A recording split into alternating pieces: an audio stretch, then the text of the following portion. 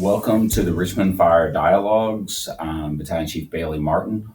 I am here with Lieutenant, soon to be Captain Brandon Bullock, and we are here just to talk with Lieutenant Bullock about his path in the fire service. And also, just wanted to mention that we will soon be.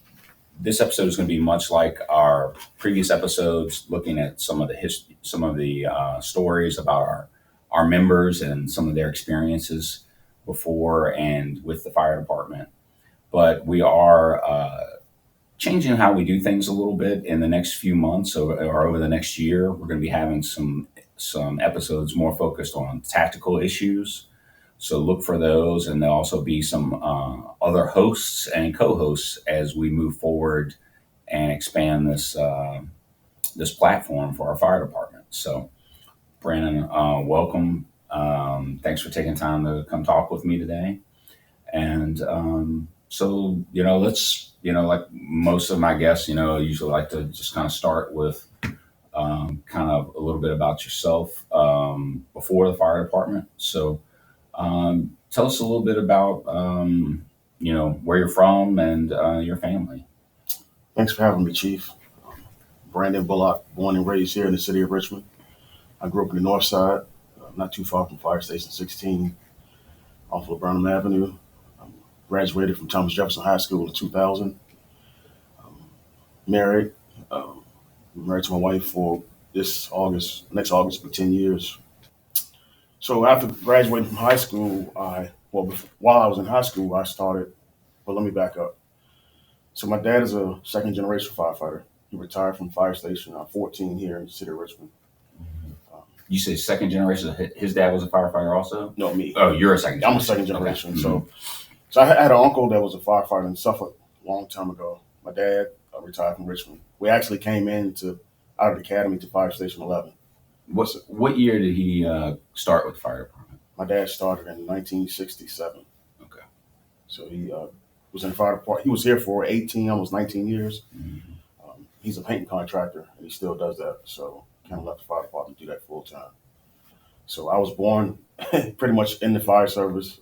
My mom would pick me up from daycare, and in the days my dad was at work, go by the fire station. So I pretty much grew up in the old Fire Station 14, not the current one. Mm-hmm.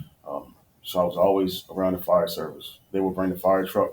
He was in a ladder company, so they would bring a hook and ladder to the house, have meals, and I would be all over top of the fire truck while they were inside. So born and bred into the fire department, the Richmond Fire Department.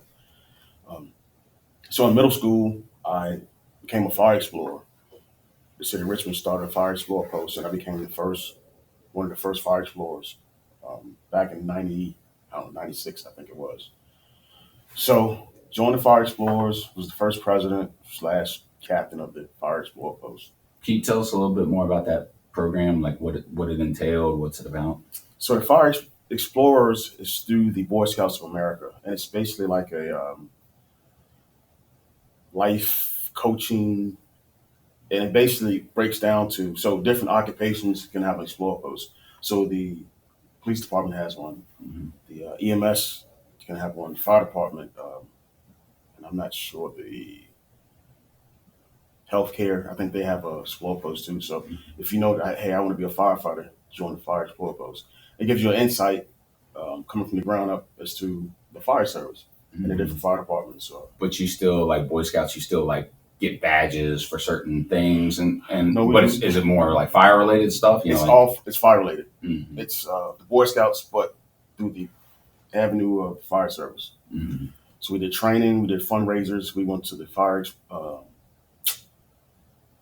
place in Baltimore. We went to the Firehouse Conference in Baltimore. We did that a few times. Like I said, we raised money. We did training. We went down to the training school. They showed us how to pack hose. So it just took a really down bottom of the fire service. Mm-hmm. So we started. At one time, we took a overnight tour. We went to Fire Station 15. We spent the night. So every time they caught a run, we would get in a van and follow them on the runs. So it was like a experience of, hey, we clean up in the mornings. This is what we do. We eat dinner. We train. We go on calls. We train. So it was really an eye-opening experience. So as I got older, I really said, hey, I really want to be a firefighter. So I joined Fire Station number 6 in Hanover County, and I went up through the ranks there. I started as cadet, got my How old firefighter. were you when you started there?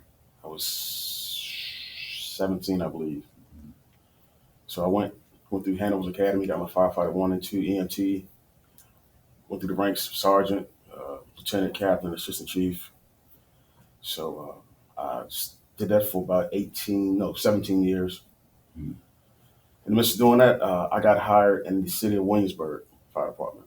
Mm. I worked there for a year before I came to Richmond. So how old were you when you got hired with Williamsburg? I was 20, 20 and 21. Mm. Everything's kind of. So young. I was young. I was young, very young. So I was blessed to get that job in Williamsburg. I loved it there. A little slow pace, busy, but I was ready for the big city. Mm-hmm. So Richmond has always been my love. Like I said, I was born and raised there. I grew up through the Richmond Fire Bureau back in the day. So this is my end goal, is to be a Richmond firefighter. And I'm blessed to, hey, be a Richmond firefighter today and rising through the ranks. So it's been a blessing. I mean, I think that's a great story, in terms of not everybody has access to the fire department like that. But I think that's another reason why you do see so many second generation firefighters when you have a parent that's in that, and then you get that kind of exposure to the job and see what it's all about. I think it definitely can spark some interest, and just it's seeing, working with you. I think you came in like maybe a year after me or something like that, or 6 months after me. So, and then we worked together, a little further down in our careers, but you were still young then. So, it's interesting to see, how you've progressed. What do there's a big focus on like education in the fire service now, but obviously with you going basically right out of high school, what type of impact do you think that's had on your career, and how do you see college fitting into how you've grown in your career? Because I think you just recently got your bachelor's. I did. Congratulations on that. Thank you. I just recently got my bachelor's in science, fire administration from Columbia Southern University. So I graduated in 2000, and I started in Williamsburg in 01.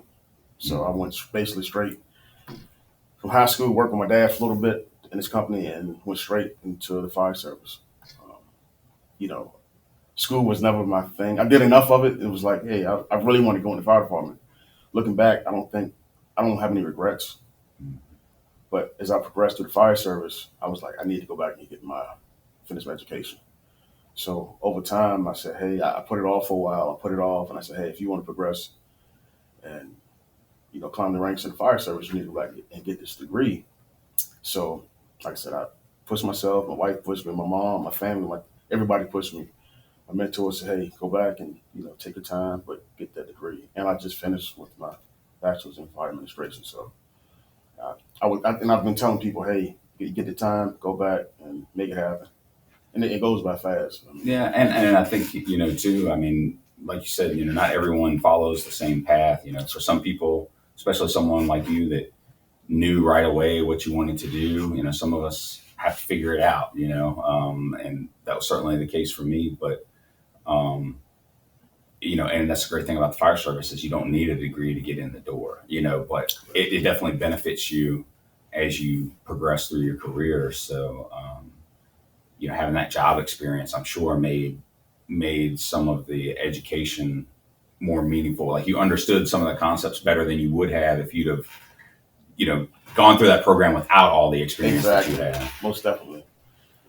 Talking about, dealing with budgets and writing papers and stuff like that. So yes, the experience in the fire service, in Richmond Fire Department has it helped me a lot, So I was like, hey, now I can put this with this, so.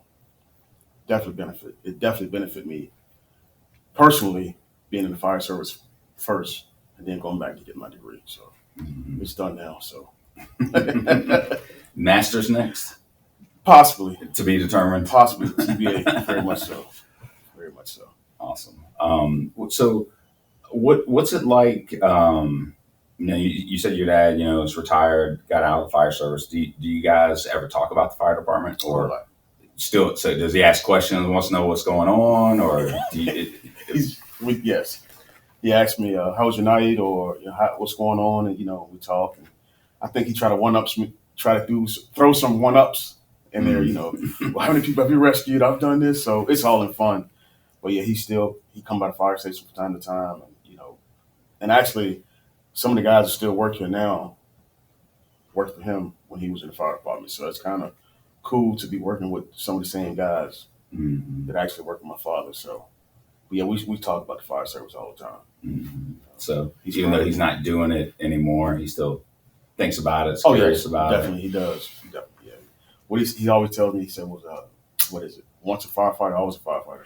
Mhm. So he still has a firefighter plates on his truck and license plate holder, whatever, all that stuff. So he still enjoys the fire service. So Yeah, that's good, too. That he got out and has been able to enjoy his retirement, and everything as well. So there's, something else that I think, is a little unique about you and the fire service, and I was wondering if maybe you could talk a little bit about your faith. You have a little bit different story than a lot of people in the fire department. So tell us a little bit about that.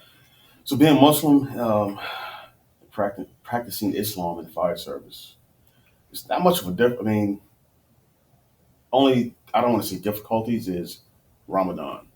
So Ramadan is once a year, and you fast from sun up to sundown. And obviously, in this job, that can be kind of difficult.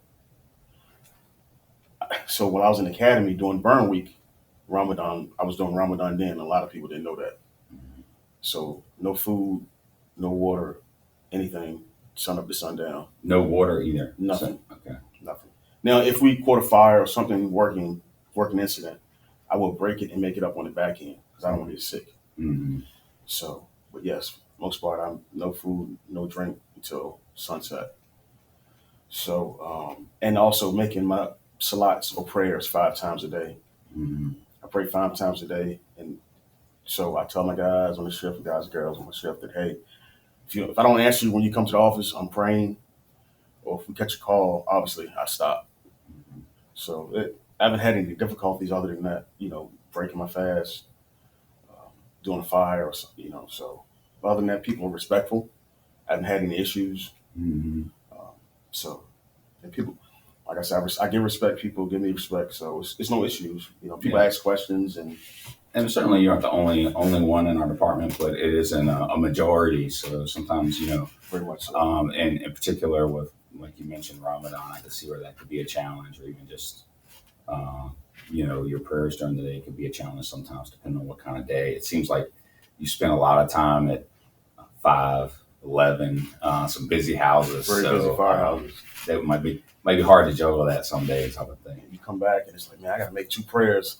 Make 2 prayers up because we've been gone for 4 hours. And something that happened recently, I would say, when I was at Truck 10 or Truck 3, the guys were. I said, well, hey, I can't eat until 8 o'clock at night. It's late. We normally eat at 6. So the guys said, you know what? For this month, we're going to eat with you at 8 o'clock, and that meant a lot to me. Mm. Versus, we're busy. I understand it, but they wait an extra 2 hours to eat with me. So that meant the world to me. Mm. So that meant a lot. Yeah, And the guys at 15 did the same thing, and so they were waiting. So when you eat is when we're going to eat. So that's good. I mean, I think it's one of the things that we all, we all bring different things to the table in terms of some of our routines and beliefs, obviously, and customs. So I think it's good I think it's one of the great things about the fire department is that you get exposed to things you might not otherwise get exposed to if you were, just working in a normal office, very or, much so. or especially, people that, kind of associate with people that have the same kind of belief systems and things. So it exposes you to different things, and that ability to, make concessions for people that maybe do things a little different. Different. It I think that's how, it helps build team chemistry as well. It does. It does. So if we're all the same, it's no fun. but we're Yeah. different. Everybody brings something different to the table, you know. So it makes for group dynamics. I mean, I love it. You get somebody from the country, or you got a guy from the city, you know, a young lady from just, it's just you have to bring everybody together into this one group, one family, and it's like we're a team, we're a family. So everybody brings something to the table. So it makes for a strong team. So recently we were able to we're doing some recruiting, and we are able to go back to TJ and to have a talk with some of the students there. And you mentioned earlier that you went to high school there. What was that experience like for you in terms of, I guess, kind of coming full circle and being able to, kind of talk to some other young people that maybe might be interested in the fire department, coming from where you've, from that school, and now, you've been in the fire department, done well in the fire department. Can you talk a little bit about that and how that, how that might have felt for you, or, what you got out of that experience? It made my day. We were there for about an hour and a half, but I thoroughly enjoyed it. To go back to see and walk the same hallways almost brought a tear to my eye. Not, and I mean, honestly, it did. To walk the same hallways and to be in the same cafeteria. That it seemed like I was there just yesterday, but it's actually been 20, 21 years. To talk to the kids and to give back, because actually, when I was in school, we did have somebody from the fire department come to talk to us. So it was like you said, full circle. So just to be there and talk to the kids and see the excitement and enthusiasm in the kids' voices, and to see the excitement in their faces, and the fact that I went to school there, it meant a lot. Mhm. To see kids, especially I talked to one young lady, and she was so excited. She was like, "I didn't think I could be a firefighter." I said, "Sure you can. Y'all have ladies in the fire department?" I said, "Yes, we have quite a few, and they're doing well. Mhm. Some of them are just as better than the men." So to hear the excitement and see they get back and tell the kids that, hey, you can do this. You don't have to be a second generation firefighter. You can come in off the street, keep your name clean and keep your record clean, and come in and you can do and work your way up. Maybe I'll work for you one day. I told the young lady that. So it meant a lot to, like I said, to go back and talk to the kids and see the faculty, and actually some of the faculty had questions as well. So Mhm. um, it meant a lot to get back to the kids and And school. along those same lines, what is it like? What are your feelings, or how do you feel like it helps being from the city and being a firefighter? And like, obviously, growing up in the city, coming from Richmond, what kind of impact has that had on how you view the job or your ability to connect with the community? It's more personal because I am from Richmond, so it's not like I come here to earn my pay and I leave. Mm-hmm. I grew up in the city. Like I said, I have family in the city. I spend my money. I eat in the city. I currently live in Henrico County, but I'm just 5 minutes away from the city. But growing up in the city, seeing the same, seeing Fire Station 16, like Station 16, when that was rebuilt, the current Station 16 is right across the street from my elementary school. So when I was in choir, we sung at the grand opening of Fire Station 16 when they rebuilt it. So my choir class sung. So, and the work there now, it means a lot. And that kind of coincides with going back to TJ and talk to the kids. It was like it's full circle, me coming back and giving back. So in terms of being from the city, it's more personal because I have family. I live here, uh, running calls into the same communities that I grew up in or I visited or I have family in now. It's more personal, very personal, because it's like, and dealing with the crime now, the uptick in crime, it's personal to me because I live it, I've seen it, um, running calls in it. And so, yeah, it's just very personal. Mm-hmm. You know, these are my roots, Right. City of Richmond. So um, it's just personal. That's the best way I can probably put it. Mm-hmm. How do you think your volunteer experience shaped how you uh, do your job as a firefighter? You mentioned you were volunteering in Hanover for quite a while. How do It's, you think that impacted, the type of firefighter that you are now? it gave me a different, so coming up in the city, we have hydrants in the city. In Hanover County, some parts of our district didn't have hydrants. So it gave me a little more of a urban, rural background into the fire service. So it wasn't looking at all of the high rises. It gave me a broader spectrum of the fire service. Mm-hmm. Versus having career staff here in Richmond, we had volunteer. I was a volunteer, so some of the guys would come from home. Right. Being there, and before I could drive out there, I had to wait until somebody came to pick the fire truck up so we could go on calls. So it was different. And then you had different crews throughout the day. It wasn't like one crew or 4 people all day. People will leave. Just whoever shows up. Hey, I'm hanging out for an hour. I'm here. Like I said, I went through the fire academy in Hanover, and I graduated from there in 2000. So my weekends were taken up. So Tuesdays and Thursdays, while I was in high school, I had to go out there to Hanover Fire Academy, firefighter 1 and 2 class. And Saturdays, not every Saturday, but most Saturdays, we had all day training. So we did that. I graduated from the academy, and a year later is when I started my EMT. So it gave me a different spectrum of the fire service in terms of working with different people. Versus in the city of Richmond, you might see all majority blacks. Now in Hanover is different. Mm-hmm. So it gave me a deeper love for the fire service, dealing with a diverse group of individuals, citizens, if you will. So I think it made me a better person. It made me a better firefighter and a better officer, dealing with different people. It's not all blacks, or all whites, or all, females, or all. It's just a different group of people in general. So even just the difference between living in the country and then somebody from the city. Regardless of race, it's a different culture. Different culture all the way around. So, and I thoroughly enjoyed my time volunteering. So at one point I was volunteering. I was working part-time in Williamsburg and full-time here. So I think at one day I was on 3 fire trucks in one 24-hour period. So again, that's my love for the fire service. So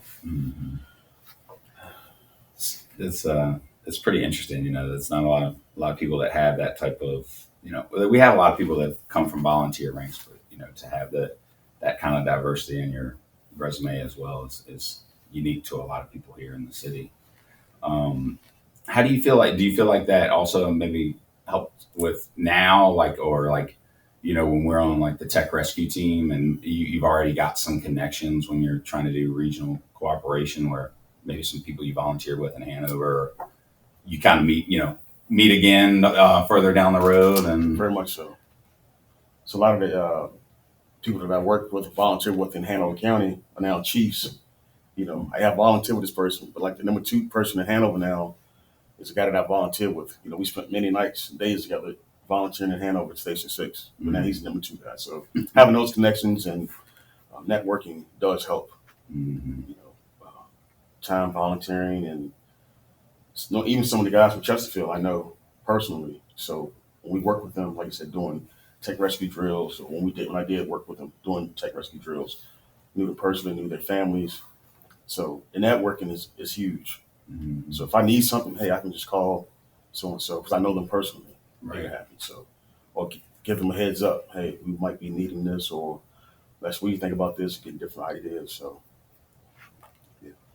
So, we talked about earlier. You're also kind of now in like a transition phase, right? So you're moving from lieutenant to captain, which means you have your own house, yes. which you're going back to 11. So which you spent a couple different stints there. I think you mentioned you're going to be Chief 11 one day because you've been a firefighter, lieutenant, and now captain. And a captain, yes. How do you view that change in your role? Like, what are you excited about? Obviously, something else that comes with that is being an acting BC. So how are you feeling about that transition from just a company officer to now more of a little bit higher level leader in the organization?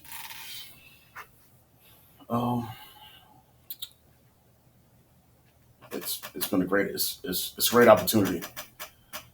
Like I said, when I came out in 2002, I was assigned to Quint 11. In 2011, when I got promoted to lieutenant, I went back to Fire Station 11. And now, 21, going back as a captain, it means a lot.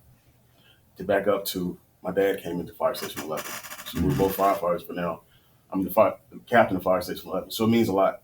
Again, it's personal. to me. So, and when I say personal, means I'm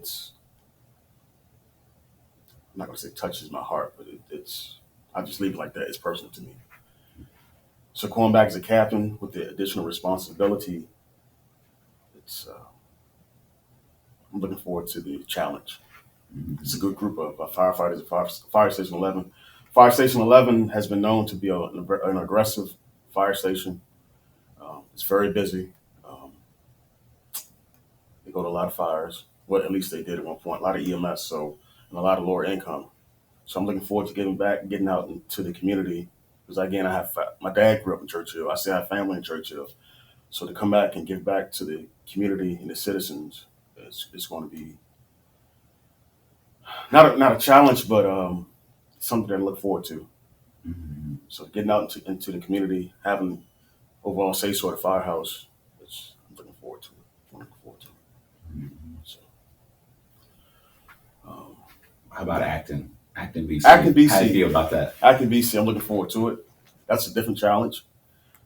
Been training, listening to the radio, trying to formulate my plan is, how we're going to run my scene.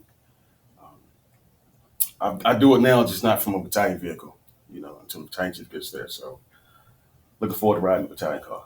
Yeah. So it's going to help me in my progression through the fire service for my next step as well to battalion chief, Lord willing. So I'm just looking forward to it. Yeah, and I think it's even as a captain, it gives you a different perspective. I think it's easy sometimes to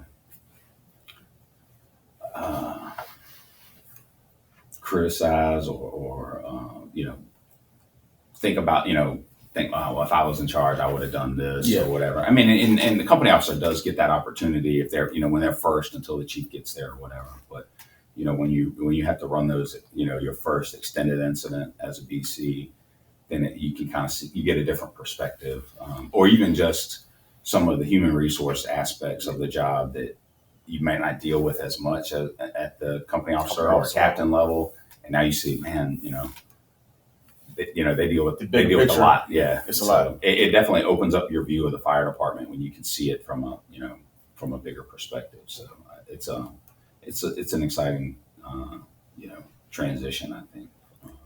And to manage 4 or 5 firehouses, Mm-hmm. that's gonna be interesting. I like the challenge. Looking for the challenge. So, and also thinking outside of the box. If you get an incident or a fire, you might need to do something different. That's within policy, but just thinking outside the box to mitigate the incident. So, yeah, and that's the thing is everybody's looking at you for the answer. Yes. There's no one else to really call or whatever. It's it's on you to kind of figure things out, and that's where like you said, the training and your experience comes into play. It does. And knowing what calls to make, but also sometimes who to call if it's something that's a little different. Particularly if we need another city partner to help us with something.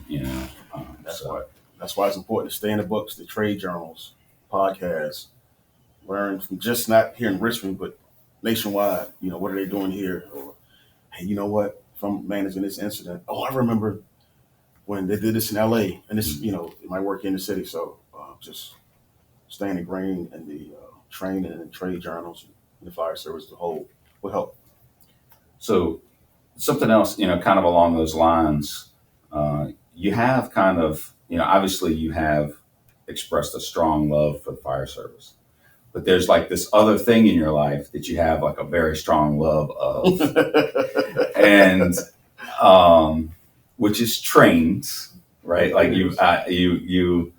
I'm a rail fan. I'm a rail buff. Yeah. Whatever you want to call it, I do. So tell me about that though. How is, your, I guess you'd say, interest in trains and train system, how does that come in handy for you in the fire service? I just had this conversation the other day. A guy said, "Hey, I heard you get on the radio the other day, and when we had a derailment, and you said something, and it kind of actually helped us out." So yes, I'm a rail fan. My grandfather worked for a railroad years ago, and I guess a lot of kids when they're young they like trains. Mm-hmm. I guess I just never grew out of it. Like fire trucks, I never grew out of it. Still riding fire trucks to this day. Railroad. It's not really just the train itself. It's the rail system, how it works. It's interesting. So And a lot of people say, "What do you like trains for?" But actually, the rail fan is huge. If you look it up, you have people all over the nation that um, love the railroad systems, love the railroad trains. So I'm one of them. So living in the city, well, not living in the city, but just being around it, it helps knowing the different rail lines in the city of Richmond, Henrico County, and the surrounding areas, knowing signals, what type of uh, commodities come through the city. A lot of stuff comes through the city that you don't even know comes through the city. At one point, we were running a lot of crude oil trains through the city, Right. and it was very volatile. And I don't know if you remember, they had a derailment up in Lynchburg years ago. Mm-hmm. So, Well, and that's the thing. People say, well, we don't really have to worry about train derailments. They're pretty rare. But then we caught two within like a few months of each other, I think, And, it happens. It happens a lot. And a lot of times, I had this incident where we had some ties, railroad ties on fire when I was on a safety car. And the first thing we want to do for the safety of our members is to shut down the railroad traffic before we can put somebody on the track. And this is my knowledge being a rail fan. I saw the signal was green, and I was like, "The train's coming." And dispatch said the trains have been shut down. I was like, "No, it hadn't. It's got a green signal, clear signal. A train is coming." So we went back and forth. I actually got on the phone myself and called Jacksonville, Florida, and they got the train shut down. And you can see the train creeping around the corner because I had called. So just having that, and I did that. I didn't want to overstep my boundaries, but I felt like for the safety of our members, I had to do what I had to do because they were saying that this is Norfolk Southern, and I said no, this is CSX.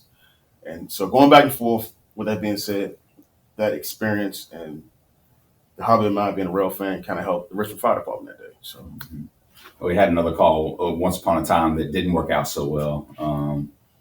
I think you were on it. It was a rescue two when we did an elevated standpipe. Yeah, I was at 16. They had told us that it had been shut down. I was at 16. Yes. It ended up running over our hose. Yeah. So having someone like you that understands those things about it, because there's, I think as a firefighter, you get some basic knowledge of it, but most people don't understand the lines or some of the signals. We all, not all of us, but, particularly with HDR, we did some special classes to learn a little bit more about it, but it's not something that everyone knows, but we come in contact with on a fairly regular basis. So it is helpful to have someone with that kind of knowledge base. I think a year ago I was working a truck 10 overtime, and we had a train derailment off of Forest Hill Avenue, and I got there, made my way up to the engines, and got the paperwork because people were saying there was some not yellow, it was a white material on the ground. It was powder and it was hazardous. It was going to blow up and evacuate. And I got to the front end of the train, and I got the manifest from the engineer, and it ended up being flour going to Nabisco in the East End to make cookies. So just having a little background and knowledge of the rail system helps. So, and it's fun too. So. Right. Well, I really appreciate you taking time to talk with us today, and tell us a little bit more about you. It was certainly an interesting journey that you've had, and very unique experience. Being one of the few or only fire explorer I think that's been hired with. I was the first to get hired, but I'm not the only. Lieutenant Gibson, firefighter, Tyrell Williams at 15, and I believe there's one more. But that's the only two. So only a few that have really had that experience, but yes. I think it probably gives you, obviously gives you a different perspective on the fire service, and kind of set your career path for you as well. So we appreciate you talking with us about that, and thank you for your contributions to the department. Congratulations on your promotion. Thank you, Chief. Look forward to see you what's ahead for you. Thank you. It's been a blessing. I encourage anybody else, if this is the job that you want to do, push forward, make it happen. Thanks for joining us. Thank you, Chief. All right.